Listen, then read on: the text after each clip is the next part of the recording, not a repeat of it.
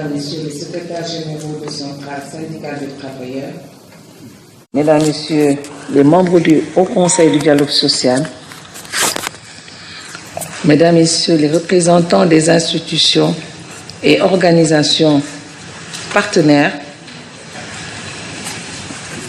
Mesdames et Messieurs les représentants des entreprises partenaires également, Messieurs les membres du secrétariat exécutif du Haut Conseil du dialogue social, honorables invités, Messieurs les représentants des organes de presse, je voudrais véritablement vous remercier tous pour avoir accepté de nous accorder de votre temps si précieux en venant rehausser par votre présence cet atelier de vulgarisation du guide sur les bonnes pratiques du dialogue social au Sénégal. Les contextes de crise ont cette particularité de nous inciter à opérer des changements que nous n'aurions pas envisagés dans des moments autres que ceux imposés par la nécessité. C'est dans une telle situation que, subissant les conséquences néfastes des politiques d'ajustement structurel consécutives à la crise économique des années 80 et 90, les mandants tripartites nationaux ont jugé opportun de changer de paradigme dans le cadre de leurs relations tripartites. C'est ainsi que, faisant leur cette citation de Albert Einstein, je cite, « Au milieu de toute crise se trouve une grande opportunité ». Et cette assertion d'ailleurs est de mise avec la Covid, cette période de Covid que nous vivons. Le gouvernement, les centrales syndicales de travailleurs et les confédérations d'employeurs ont décidé de changer de paradigme en passant de la logique de confrontation à celle de concertation, de dialogue et de négociation. C'est dans cet élan qu'ils signèrent la Charte nationale sur le dialogue social le 22 novembre 2002, avant de s'investir dans la matérialisation des engagements qu'elle renferme en mettant en place le 1er juillet 2003 le Comité national du dialogue social, CNDS. Depuis lors, l'eau a coulé sous les ponts et les mandants tripartites ont rivalisé d'ardeur dans la promotion du dialogue social en ayant recours à toutes les variantes du dialogue social que sont l'échange d'informations, la concertation, la consultation et la forme la plus achevée que constitue la négociation collective. Et je voudrais à ce stade rendre un hommage à un homme, Monsieur le Président Youssouf Ouad, et je prie l'assistance de prier pour qu'il soit longtemps parmi nous, parce qu'il fut le président du CNDS. Tout en évitant de déflorer les bonnes pratiques que nous avons choisi d'aborder dans le guide, je relèverai néanmoins deux conditions qui ont été déterminantes dans l'atteinte de résultats probants. D'une part, il s'agit de l'attachement des mandants tripartites nationaux à l'approfondissement de la démocratie sociale dans le souci de rationaliser et de parfaire les processus de négociation.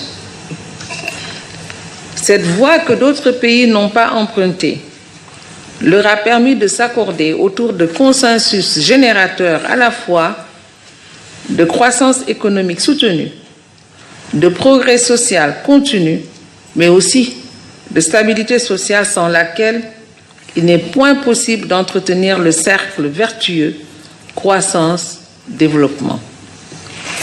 En la matière, les partenaires sociaux du secteur pétrolier ont été les premiers précurseurs avec le pacte social qu'ils ont signé en 2008, avant que le gouvernement, les centrales syndicales de travailleurs et les organisations d'employeurs ne prirent l'option de prémunir notre pays contre les grèves générales avec le pacte national de stabilité sociale et d'émergence économique, le PNSSE. C'était dans une autre vie, avec un collaborateur membre du secrétariat exécutif de l'institution. Et c'est vous dire que la vie est un long cours, peut-être pas tranquille, mais je pense que c'était un acquis majeur. Le premier pacte dans le pétrole que j'ai eu à négocier avec des personnes qui sont dans cette salle et M. Sarah Konaré du secteur du pétrole, secrétaire général, et avec Dame Fall, qui était mon collaborateur au niveau du ministère du Travail et de la fonction publique. Mesdames et messieurs, la seconde condition que j'ai retenue est l'engagement indéfectible de tous les mandants tripartites et en particulier la forte volonté politique du chef de l'État et du gouvernement à faire du dialogue social le socle de leurs relations et de la gouvernance publique et des entreprises. Au-delà de l'institutionnalisation du dialogue social, matérialisée par le relèvement du Comité national du dialogue social au rang de Haut Conseil du dialogue social, Son Excellence M. Macky Sall, président de la République, a de manière constante eu à initier l'organisation de plateformes nationales ou sectorielles de dialogue autour de problématiques liées au monde du travail.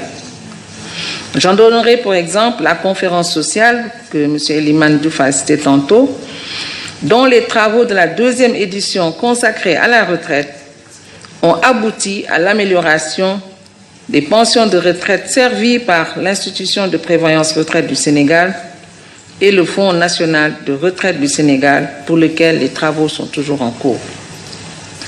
Aujourd'hui encore, en 2022, 20 ans après l'adoption de la Charte nationale sur le dialogue social, les situations de crise qui se succèdent, dans une imprévisibilité déconcertante, doivent plus que jamais conforter les mandants tripartites dans leur option de faire du dialogue social l'instrument de résilience et de riposte, mais aussi l'outil de création soutenue et répartition équitable des richesses générées par notre économie.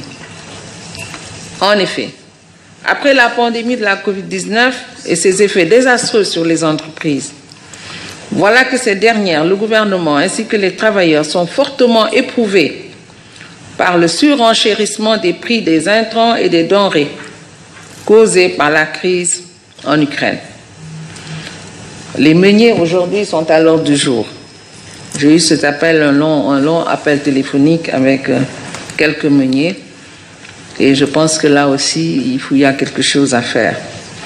Mesdames et messieurs, ce guide que nous vous proposons n'est pas un miroir pour contempler béatement, excusez-moi le terme, les performances réalisées par notre système de dialogue social. Il s'agit plutôt d'une entreprise de mémorisation du chemin parcouru par le gouvernement et les partenaires sociaux en matière de dialogue social. Il s'agit aussi et surtout d'un appel à redoubler d'efforts dans le cadre, d'une part, d'un environnement des affaires encore marqué par les exigences de productivité et de compétitivité, d'autre part, d'un contexte national où les usagers du service public expriment de fortes attentes en termes de qualité et de célérité dans la délivrance des prestations.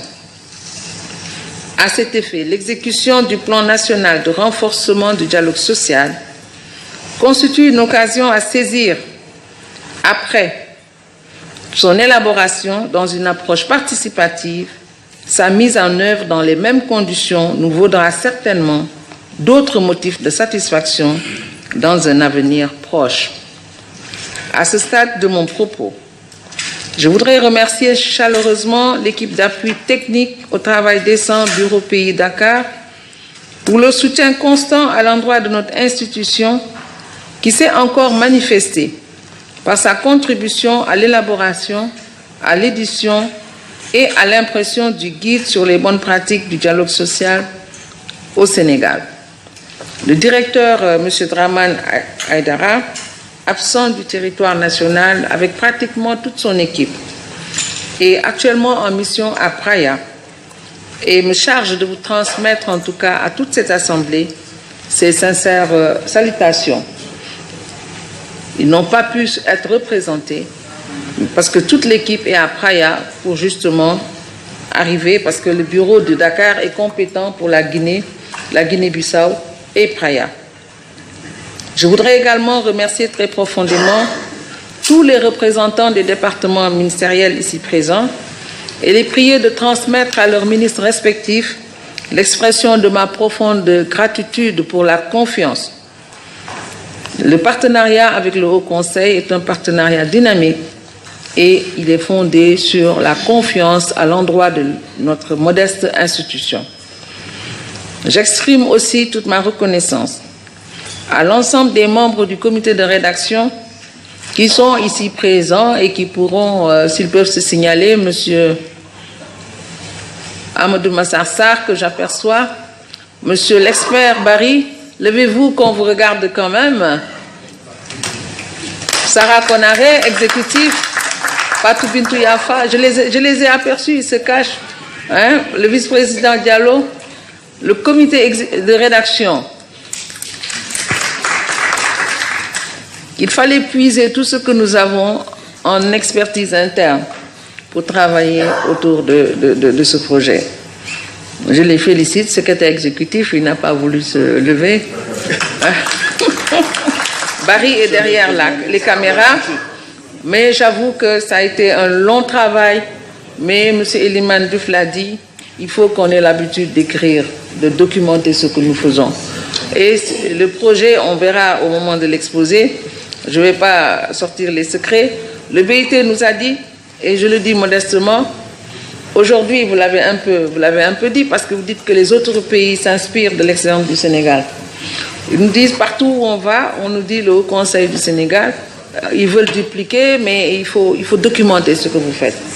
Et c'est comme ça que nous avons pu obtenir ce financement pour faire le guide, pour que les autres pays, on est dans la même zone, puissent s'inspirer de quelques en tout cas, réformes que le Sénégal a eu à mener dans le cadre de l'approfondissement et de la démocratie sociale, mais surtout pour avoir un dialogue social de qualité.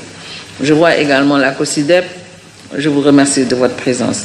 J'exprime aussi au nom des membres du Haut Conseil et en mon nom propre toute notre gratitude à son Excellence M. Macky Sall, président de la République du Sénégal, aux membres du gouvernement, aux présidents d'organisations d'employeurs et aux secrétaires généraux des centrales syndicales de travailleurs pour leur appui qui ne nous a jamais fait défaut dans l'exercice de nos missions dans les secteurs publics, je vois l'éducation, le secteur de la santé et le secteur privé parapublic, et vous l'avez dit, y compris au niveau de l'économie informelle. Enfin, suite à l'adoption récente de la loi de finances rectificative, qui revalorise les salaires des personnels des secteurs de l'enseignement, de la santé et d'autres agents publics non constitués en syndicats, je ne saurais manquer cette opportunité pour lancer un appel aux organisations professionnelles pour une meilleure appropriation du dialogue social afin que nous puissions garantir aux générations futures un capital humain bien formé et en bonne santé. Ce n'est qu'ainsi que nous pourrons permettre à notre Sénégal de continuer à occuper une place de choix dans le concert des nations. Je vous remercie.